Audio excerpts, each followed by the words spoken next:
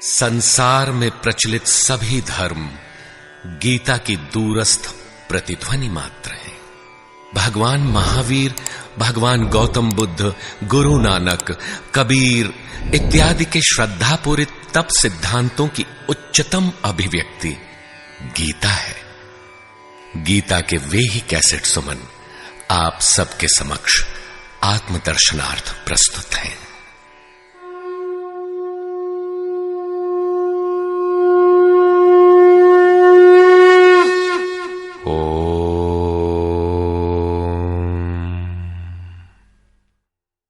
श्री परमात्मने नमः। यथार्थ गीता, श्रीमद् भगवत गीता, अथ सप्तमोऽध्यायः। गत अध्यायों में गीता के मुख्य प्रायः सभी प्रश्न पूर्ण हो गए हैं। निष्काम कर्म योग, ज्ञान योग, कर्म और यज्ञ का स्वरूप और उसकी विधि, योग का वास्तविक स्वरूप और उसका परिणाम तथा अवतार, वर्ण संकर, सनातन आत्मस्थित महापुरुष के लिए भी लोकहितार्थ कर्म करने पर बल, युद्ध इत्यादि पर विशद चर्चा की गई। अगले अध्यायों में योगेश्वर श्री कृष्ण ने इन्हीं से संदर्भित अनेक पूरक प्रश्नों को लिया है, जिनका समाधान तथा अनुष्ठान आराधना में सहायक सिद्ध होगा। छठे अध्याय के अंतिम श्लोक में योगेश्वर ने यह कहकर प्रश्न का स्वयं बीजारोपण कर दिया कि जो योगी मद्गतेनांतरात्मना, मुझ में अच्छी प्रकार स्थित अंतःकरण वाला है, उसे मैं अतिशय श्रेष्ठ योगी मानता हूं। परमात्मा में अच्छी प्रकार स्थिति क्या है? बहुत से योगी परमात्मा को प्राप्त तो होते हैं, फिर भी कहीं कोई कमी उन्हें खटकती है। लेश मात्र भी कसर न रह जाए, ऐसी अवस्था कब आएगी? संपूर्णता से परमात्मा की जानकारी कब आएगी, कब होती है? इस पर योगेश्वर श्री कृष्ण कहते हैं, श्री भगवान उवाच मय्यासक्तमनाः पार्थ योगं युञ्जन्मदाश्रयः असंशयं समग्रं मां यथा ज्ञास्यसि तच्छृणु।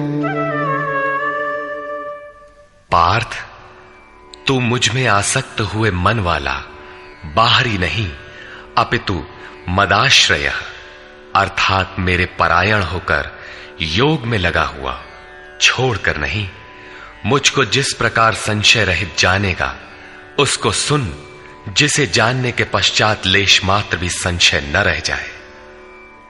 विभूतियों की उस समग्र जानकारी पर पुनः बल देते हैं। ज्ञानम तेहं सविज्ञानम इदं वक्ष्याम्यशेषतः यज्ज्ञात्वा नेह भूयोऽन्यत् ज्ञातव्यमवशिष्यते। मैं तेरे लिए इस विज्ञान सहित ज्ञान को संपूर्णता से कहूंगा।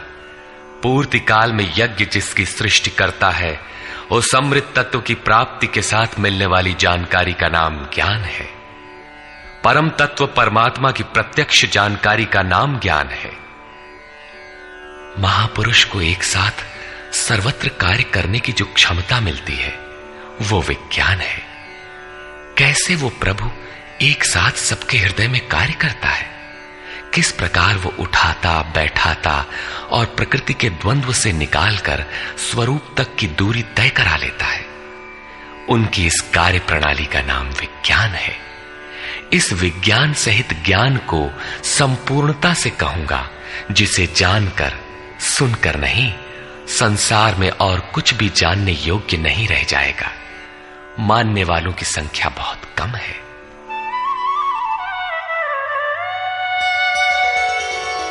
मनुष्याणां सहस्रेषु कश्चिद्यतति सिद्धये यततामपि सिद्धानां कश्चिन्मां वेत्ति तत्वतः। हजारों मनुष्यों में कोई ही मनुष्य मेरी प्राप्ति के लिए यत्न करता है, और उन यत्न करने वाले योगियों में भी कोई विरला ही पुरुष मुझे तत्व अर्थात साक्षात्कार के साथ जानता है। अब समग्र तत्व है कहां? एक स्थान पर पिंड रूप में है अथवा सर्वत्र व्याप्त है? इस पर योगेश्वर श्री कृष्ण कहते हैं,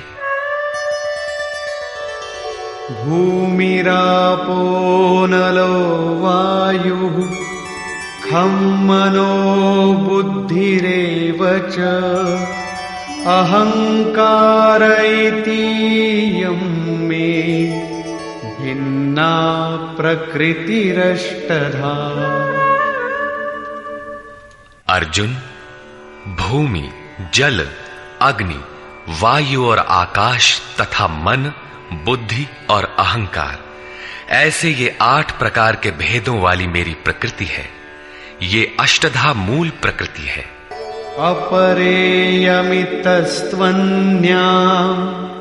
प्रकृतिं विद्धि मे परा जीवभूतां महाबाहो ययेदं धार्यते जगत्।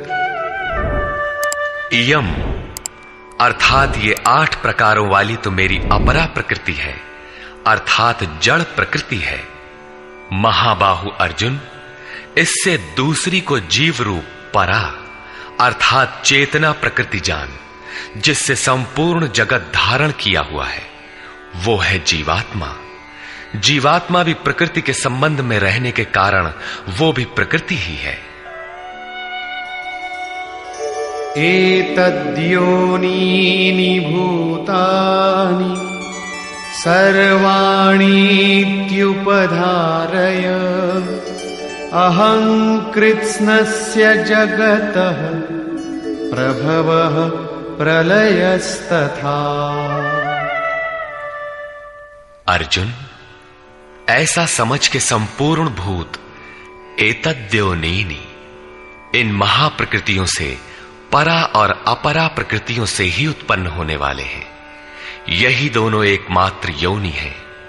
मैं संपूर्ण जगत की उत्पत्ति तथा प्रलय रूप हूं, अर्थात मूल कारण हूं। जगत की उत्पत्ति मुझसे है और प्रलय अर्थात विलय भी मुझ में है। जब तक प्रकृति विद्यमान है तब तक मैं ही उसकी उत्पत्ति हूं, और जब कोई महापुरुष प्रकृति का पार पा लेता है तब मैं ही महाप्रलय भी हूं, जो अनुभव में आता है। सृष्टि की उत्पत्ति और प्रलय के प्रश्न को मानव समाज ने कौतूहल से देखा है।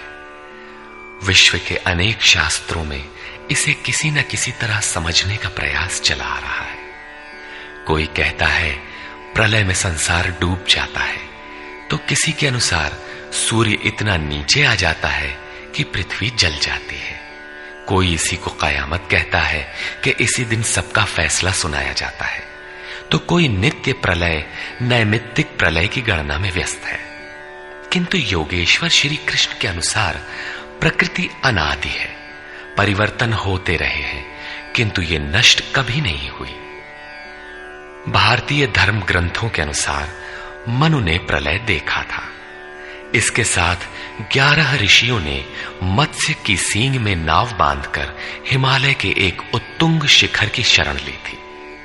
लीलाकार श्री कृष्ण के उपदेशों एवं जीवन से संबंधित उनके समकालीन शास्त्र भागवत में मृकंड मुनि के पुत्र मार्कंडेय जी द्वारा प्रलय का आंखों देखा हाल प्रस्तुत है। वे हिमालय के उत्तर में पुष्पभद्रा नदी के किनारे रहते थे। भागवत के 12 स्कंद के 8वें और 9वें अध्याय के अनुसार शौनक आदि ऋषियों ने सूत जी से पूछा कि मार्कंडेय जी ने महाप्रलय में वट के पत्ते पर भगवान बाल मुकुंद के दर्शन किए थे, किंतु वे तो हमारे ही वंश के थे और हमसे कुछ ही समय पूर्व हुए थे। उनके जन्म के बाद न तो कोई प्रलय हुआ और न ही सृष्टि ही डूबी, सब कुछ यथावत है। तब उन्होंने कैसा प्रलय देखा? सूत जी ने बताया कि मार्कंडेय जी की प्रार्थना से प्रसन्न होकर नर नारायण ने उन्हें दर्शन दिया। मार्कंडेय जी ने कहा कि मैं आपकी वो माया देखना चाहता हूं जिससे प्रेरित होकर ये आत्मा अनंत योनियों में भ्रमण करता है। भगवान ने स्वीकार किया और एक दिन जब मुनि अपने आश्रम में भगवान के चिंतन में तन्मय हो रहे थे, तब उन्हें दिखाई पड़ा कि चारों ओर से समुद्र उमड़कर उनके ऊपर आ रहा है। उसमें मगर छलांगे लगा रहे थे। उनकी चपेट में ऋषि मार्कंडेय भी आ रहे थे। वे इधर उधर बचने के लिए भाग रहे थे। आकाश, सूर्य, पृथ्वी, चंद्रमा, स्वर्ग, ज्योतिष मंडल सभी उस समुद्र में डूब गए। इतने में मार्कंडेय जी को एक बरगद का पेड़ और उसके पत्ते पर एक शिशु दिखाई दिया। श्वास के साथ मार्कंडेय जी भी उस शिशु के उदर में चले गए और अपना आश्रम, सूर्य मंडल सहित सृष्टि को जीवित पाया और पुनः श्वास के साथ उस शिशु के उदर से वे बाहर आ गए। नेत्र खुलने पर मार्कंडेय ने अपने को उसी आश्रम में अपने ही आसन पर पाया। स्पष्ट है कि करोड़ों वर्ष के भजन के पश्चात उन मुनि ने ईश्वरीय दृश्य को अपने हृदय में देखा, अनुभव में देखा। बाहर सब कुछ ज्यों का त्यों था। अतः प्रलय योगी के हृदय में ईश्वर से मिलने वाली अनुभूति है। भजन की पूर्ति काल में योगी के हृदय में संसार का प्रवाह मिटकर अव्यक्त परमात्मा ही शेष बचता है। यही प्रलय है। बाहर प्रलय नहीं होता। महाप्रलय शरीर रहते ही अद्वैत की अनिर्वचनीय स्थिति है। ये क्रियात्मक है। केवल बुद्धि से निर्णय लेने वाले भ्रम का ही सृजन करते हैं, चाहे हम हों या आप। इसी पर आगे देखें। मत्तः परतरं नान्यत् किंचिदस्ति धनंजय मयि सर्वमिदं प्रोतं सूत्रे मणिगणा इव। धनंजय, मेरे सिवाय किंचन मात्र भी दूसरी वस्तु नहीं है। ये संपूर्ण जगत सूत्र में मणियों के सदृश मेरे में गुथा हुआ है तो, परंतु जानेंगे कब? जब इस अध्याय के प्रथम श्लोक के अनुसार अनन्यासक्ति अर्थात भक्ति से मेरे परायण होकर योग में उसी रूप से लग जाए। इसके बिना नहीं, योग में लगना आवश्यक है। रसोऽहमप्सु कौन्तेय प्रभास्मि शशि सूर्ययोः प्रणवः सर्ववेदेषु शब्दः के पौरुषं नृषु। कौन्तेय, जल में मैं रस हूं, चंद्रमा और सूर्य में प्रकाश हूं, संपूर्ण वेदों में मैं ओंकार हूं। ओ धन अहम धनकार, स्वयं का आकार हूं। आकाश में शब्द और पुरुषों में पुरुष तत्व हूं, तथा मैं पुण्यो गंधः पृथिव्यां च तेजश्चास्मि विभावसौ जीवनं सर्वभूतेषु तपश्चास्मि तपस्विषु। पृथ्वी में पवित्र गंध और अग्नि में तेज हूं, संपूर्ण जीवों में उनका जीवन हूं और तपस्वियों में उनका तप हूं। बीजं मां सर्वभूतानां विद्धि पार्थ सनातनम् बुद्धिर्बुद्धिमतामस्मि तेजस्तेजस्विनामहम्। पार्थ, तू संपूर्ण भूतों का सनातन कारण अर्थात बीज मुझे ही जान। मैं बुद्धिमानों की बुद्धि और तेजस्वियों का तेज हूं। इसी क्रम में योगेश्वर श्री कृष्ण कहते हैं, बलम बलवतां चाहं कामराग विवर्जितं धर्माविरुद्धो भूतेषु कामोऽस्मि भरतर्षभ।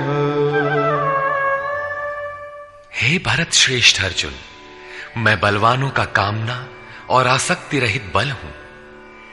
संसार में सब बलवान ही तो बनते हैं। कोई दंड बैठक लगाता है, कोई परमाणु इकट्ठा करता है, किंतु नहीं, श्री कृष्ण कहते हैं कि काम और राग से परे जो बल है वो मैं हूं, वही वास्तविक बल है।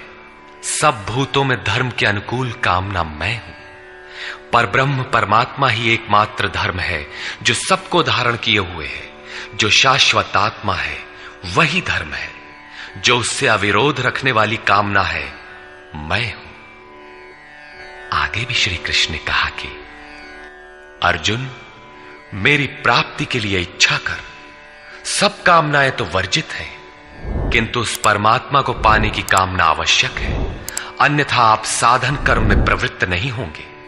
ऐसी कामना भी मेरी ही देन है।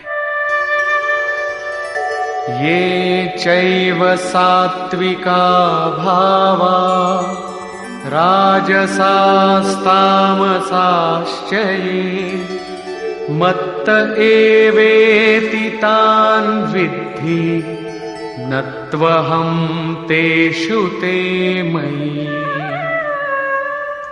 और भी जो सत्वगुण से उत्पन्न होने वाले भाव हैं, जो रजोगुण और तमोगुण से उत्पन्न होने वाले भाव हैं, उन सब को तुम मुझसे ही उत्पन्न होने वाले हैं ऐसा जान।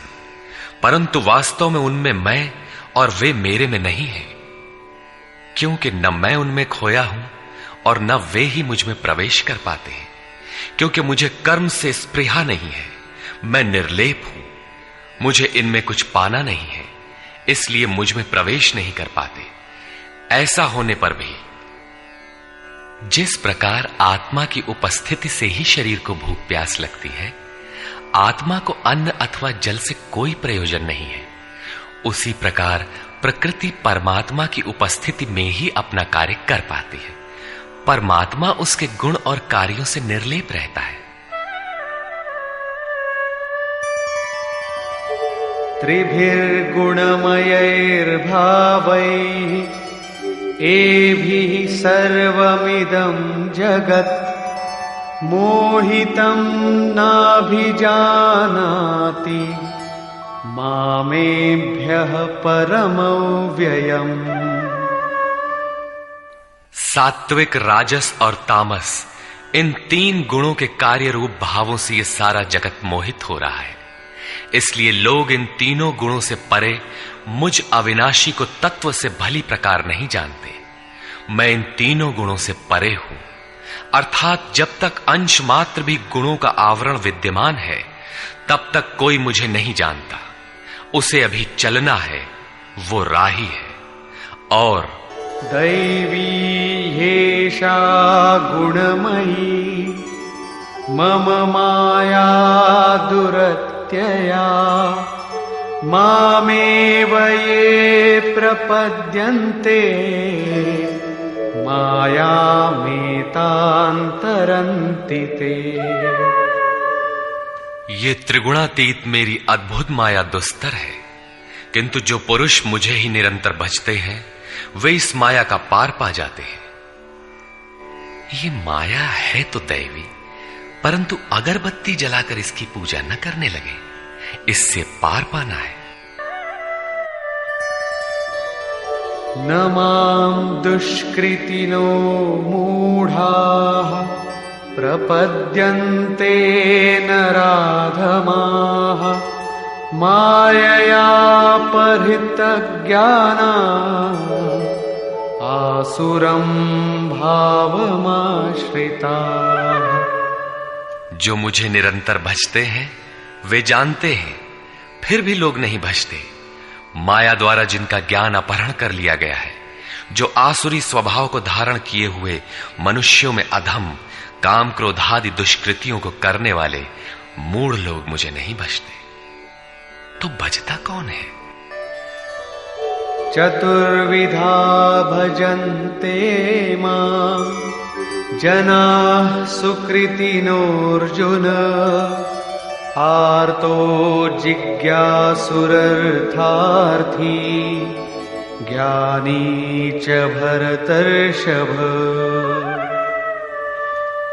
हे भरत श्रेष्ठ अर्जुन, सुकृतिनः उत्तम अर्थात नियत कर्म, अर्थात जिसके परिणाम में श्रेय की प्राप्ति हो उसको करने वाले, अर्थार्थी अर्थात सकाम, आर्तः अर्थात दुख से छूटने की इच्छा वाले, जिज्ञासु अर्थात प्रत्यक्ष रूप से जानने की इच्छा वाले, और ज्ञानी अर्थात जो प्रवेश की स्थिति में है।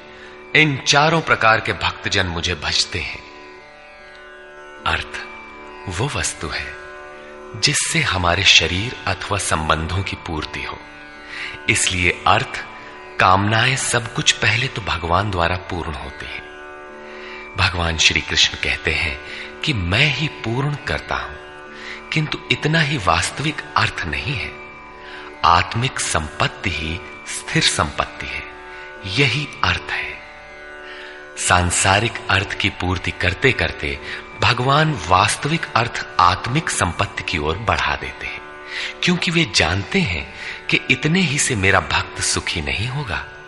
इसलिए वे आत्मिक संपत्ति भी उसे देने लगते हैं।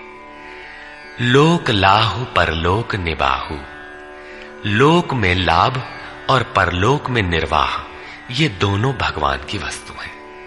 अपने भक्त को खाली नहीं छोड़ते।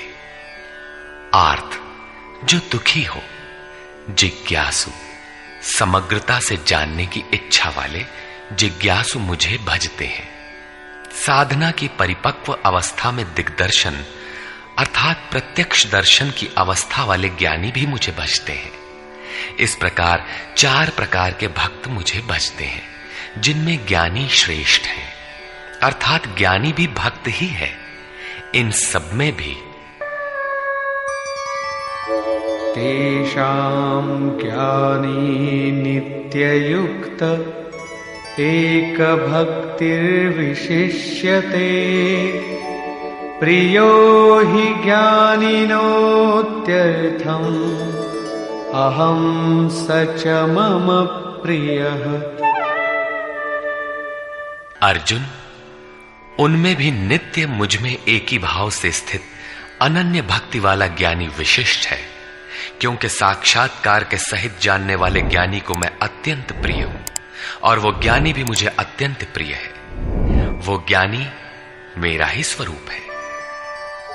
उदाराः सर्व एवैते ज्ञानी त्वात्मैव मे मतम् आस्थितः स हि युक्तात्मा मामेवानुत्तमां गतिम्। यद्यपि ये चारों प्रकार के भक्त उदार ही हैं, कौन सी उदारता कर दी? क्या आपकी भक्ति करने से भगवान को कुछ मिल जाता है? क्या भगवान में कोई कमी है जिसे आपने पूरा कर दिया? नहीं, वस्तुतः वही उदार है जो अपने आत्मा को अधोगति में न पहुंचाए, जो उसके उद्धार के लिए अग्रसर है। इस प्रकार ये सब उदार है।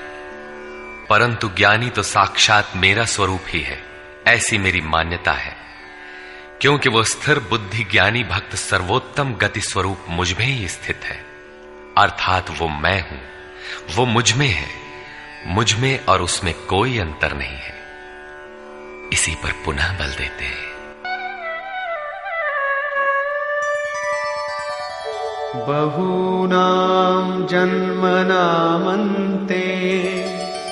ज्ञानवान् मां प्रपद्यते वासुदेवः सर्वमिति समहात्मा सुदुर्लभः। अभ्यास करते करते बहुत जन्मों के अंत के जन्म में, प्राप्ति वाले जन्म में साक्षात्कार को प्राप्त हुआ ज्ञानी सब कुछ वासुदेव ही है। इस प्रकार मेरे को भजता है। वो महात्मा अति दुर्लभ है। वो किसी वासुदेव की प्रतिमा नहीं गढ़वाता, बल्कि अपने भीतर ही उस परम देव का वास पाता है। उसी ज्ञानी महात्मा को श्री कृष्ण तत्वदर्शी भी कहते हैं। इन्हीं महापुरुषों से बाहर समाज में कल्याण संभव है। इस प्रकार के प्रत्यक्ष तत्वदर्शी महापुरुष श्री कृष्ण के शब्दों में अति दुर्लभ है। जब श्रेय और प्रेय अर्थात मुक्ति और भोग दोनों ही भगवान से मिलते हैं, तब तो सभी को एकमात्र भगवान का भजन करना चाहिए। फिर भी लोग उन्हें नहीं भजते। क्यों? श्री कृष्ण के ही शब्दों में,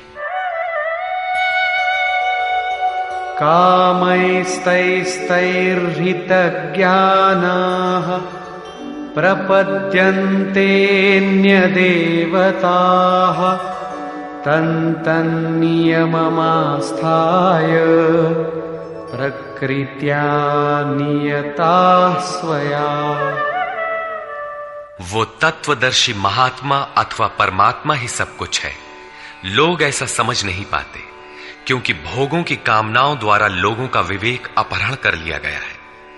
इसलिए वे अपनी प्रकृति अर्थात जन्म जन्मांतरों से अर्जित संस्कारों के स्वभाव से प्रेरित होकर मुझ परमात्मा से भिन्न अन्य देवताओं और उनके लिए प्रचलित नियमों की शरण लेते हैं। यहां अन्य देवता का प्रसंग पहली बार आया है। यो यो यां यां तनुं भक्तः श्रद्धयार्चितुमिच्छति तस्य तस्याचलां श्रद्धां तामेव विदधाम्यहम्। जो सकामी भक्त जिस जिस देवता के स्वरूप को श्रद्धा से पूजना चाहता है, मैं उसी ही देवता के प्रति उसकी श्रद्धा को स्थिर करता हूं। मैं स्थिर करता हूं, क्योंकि देवता नाम की कोई वस्तु होती तब तो वो देवता ही श्रद्धा को स्थिर करता। सतया श्रद्धया युक्तः तस्याराधनमीहते लभते च ततः कामान् मयैव विहितान् हितान्। वो पुरुष उस श्रद्धा से युक्त होकर उस देव विग्रह के पूजन में तत्पर होता है और उस देवता के माध्यम से मेरे ही द्वारा निर्मित उन इच्छित भोगों को निसंदेह प्राप्त होता है। भोग कौन देता है? मैं ही देता हूं। उसकी श्रद्धा का परिणाम है भोग, न कि किसी देवता की देन। किंतु वो फल तो पा ही लेता है, फिर इसमें बुराई क्या है? इस पर कहते हैं, अन्तवत्तु फलं तेषां तद्भवत्यल्पमेधसां देवान् देवयजो यान्ति मद्भक्ता यान्ति मामपि। परंतु उन अल्प बुद्धि वालों का वो फल नाशवान है। आज फल है तो भोगते भोगते नष्ट हो जाएगा, इसलिए नाशवान है।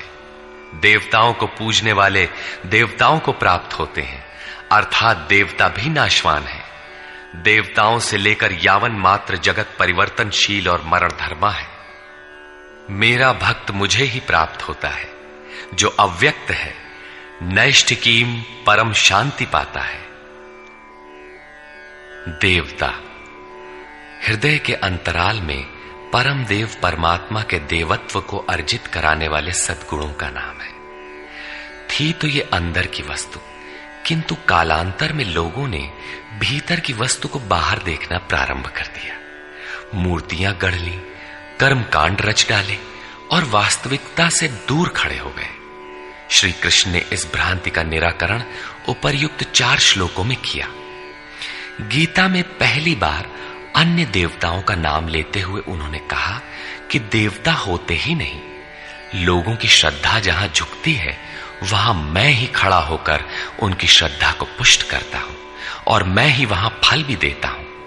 वो फल भी नश्वर है। फल नष्ट हो जाते हैं, देवता नष्ट हो जाते हैं और देवताओं को पूजने वाला भी नष्ट हो जाता है। जिनका विवेक नष्ट हो गया है वे मूढ़ बुद्धि ही अन्य देवताओं को पूजते हैं। श्री कृष्ण तो यहां तक कहते हैं कि अन्य देवताओं को पूजने का विधान ही अयुक्ति संगत है।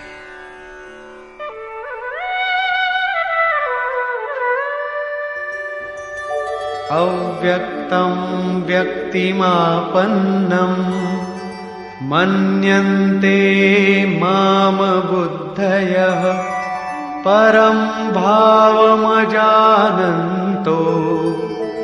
ममाव्ययमनुत्तमम्। यद्यपि जब देवताओं के नाम पर देवता नाम की कोई वस्तु है ही नहीं, जो फल मिलता है वो भी नाशवान है, फिर भी सब लोग मेरा भजन नहीं करते, क्योंकि बुद्धिहीन पुरुष अर्थात कामनाओं द्वारा जिनका ज्ञान अपहृत हो गया है, वे मेरे सर्वोत्तम, अविनाशी और परम प्रभाव को भली प्रकार नहीं जानते।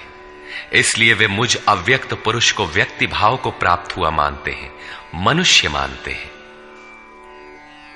अर्थात श्री कृष्ण भी मनुष्य शरीरधारी योगी थे, योगेश्वर थे। जो स्वयं योगी हो और दूसरों को भी योग प्रदान करने की जिनमें क्षमता हो, उन्हें योगेश्वर कहते हैं।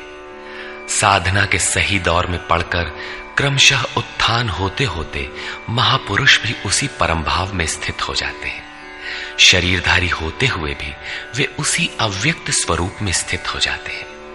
फिर भी कामनाओं से विवश मंद बुद्धि के लोग उन्हें साधारण व्यक्ति ही मानते हैं।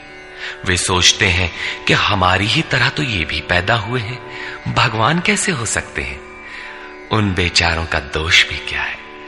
दृष्टिपात करते हैं तो शरीर ही दिखाई पड़ता है। वे महापुरुष के वास्तविक स्वरूप को देख क्यों नहीं पाते। इस पर योगेश्वर श्री कृष्ण से ही सुने। नाहं प्रकाशः सर्वस्य योगमाया समावृतः मूढ़ोऽयं नाभिजानाति लोको मामजमव्ययम्। सामान्य मनुष्य के लिए माया एक पर्दा है जिसके द्वारा परमात्मा सर्वथा छिपा है। योग साधना समझकर वो इसमें प्रवृत्त होता है। इसके पश्चात योग माया अर्थात योग क्रिया भी एक आवरण ही है। योग का अनुष्ठान करते करते उसकी पराकाष्ठा योगारूढ़ता आ जाने पर वो छिपा हुआ परमात्मा विदित होता है। योगेश्वर कहते हैं कि मैं अपनी योग माया से ढका हुआ हूं। केवल योग की परिपक्व अवस्था वाले ही मुझे यथार्थ देख सकते हैं। मैं सबके लिए प्रत्यक्ष नहीं हूं। इसलिए ये अज्ञानी मनुष्य मुझ जन्म रहित अर्थात जिसे अब जन्म नहीं लेना है, अविनाशी अर्थात जिसका नाश नहीं होना है, अव्यक्त स्वरूप अर्थात जिसे पुनः व्यक्त नहीं होना है, को नहीं जानता। अर्जुन भी श्री कृष्ण को अपनी ही तरह मनुष्य मानता था। आगे उन्होंने दृष्टि दिया तो अर्जुन गिड़गिड़ाने लगा, प्रार्थना करने लगा।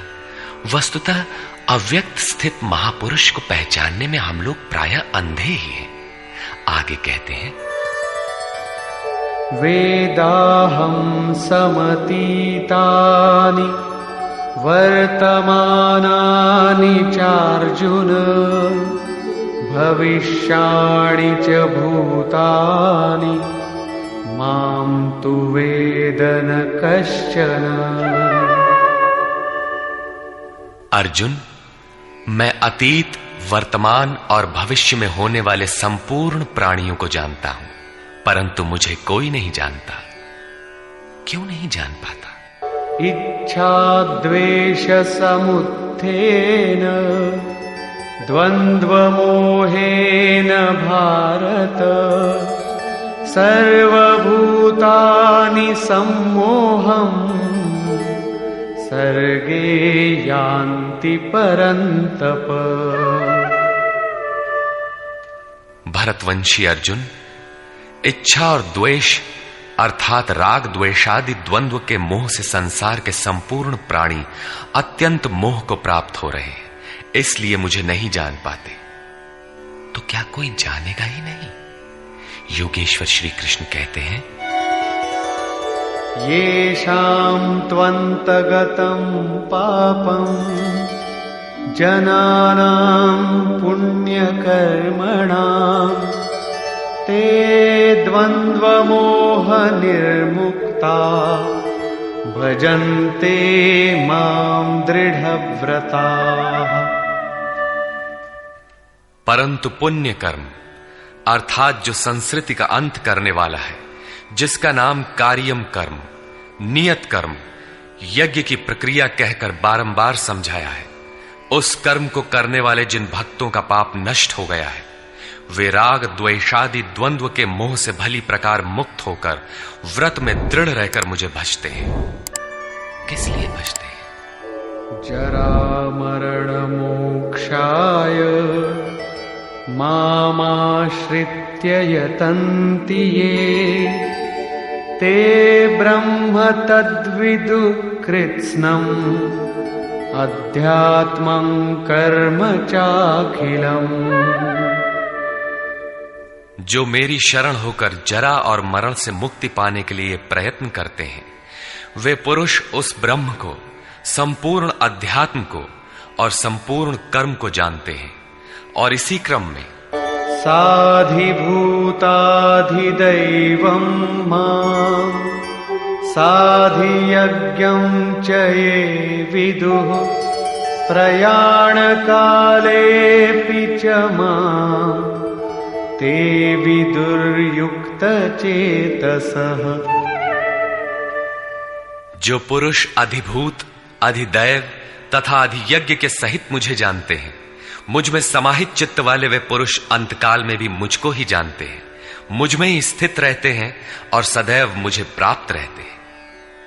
26वें 27वें श्लोक में उन्होंने कहा कि मुझे कोई नहीं जानता क्योंकि वे मोहग्रस्त हैं, किंतु जो उस मोह से छूटने के लिए प्रयत्नशील हैं, वे संपूर्ण ब्रह्म, संपूर्ण अध्यात्म, संपूर्ण कर्म, संपूर्ण अधिभूत, संपूर्ण अधिदैव और संपूर्ण अधियज्ञ सहित मुझको जानते हैं।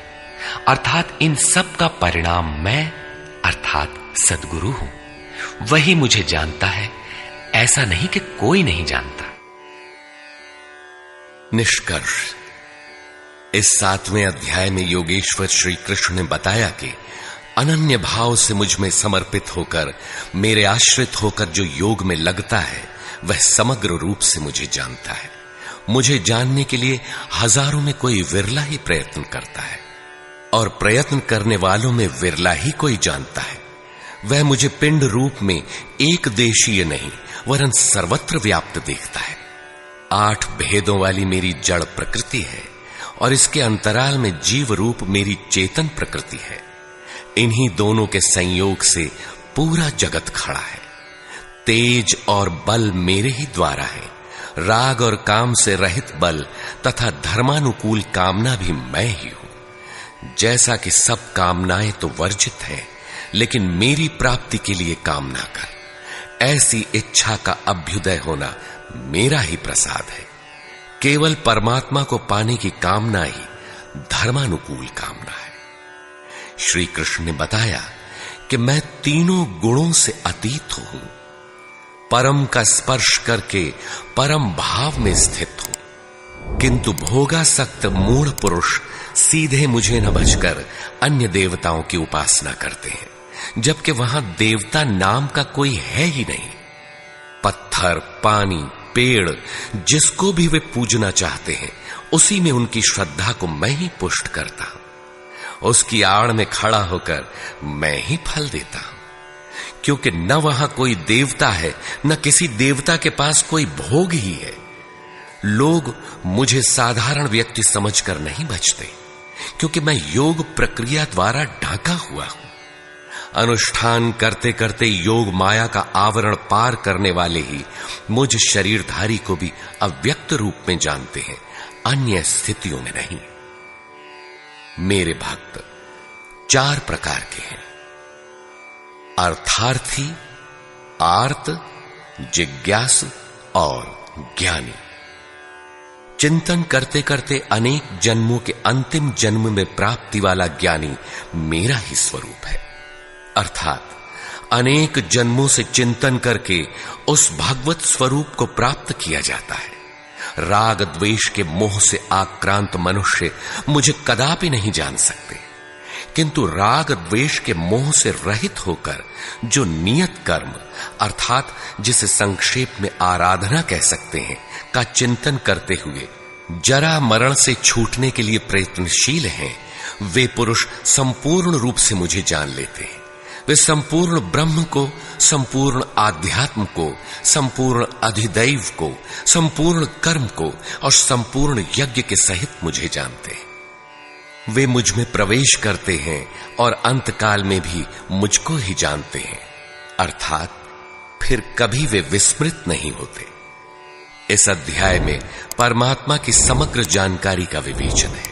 अतः ओम तत्सदिति श्रीमद्भगवद्गीतासूपनिषत्सु ब्रह्म विद्यायाम योग शास्त्रे श्री कृष्णार्जुन संवादे समग्र बोधः नाम सप्तमोऽध्यायः। इस प्रकार स्वामी अड़गड़ानंद कृत श्रीमद् भगवद गीता के भाष्य यथार्थ गीता का 7वां अध्याय पूर्ण होता है। हरि ओम तत्सत।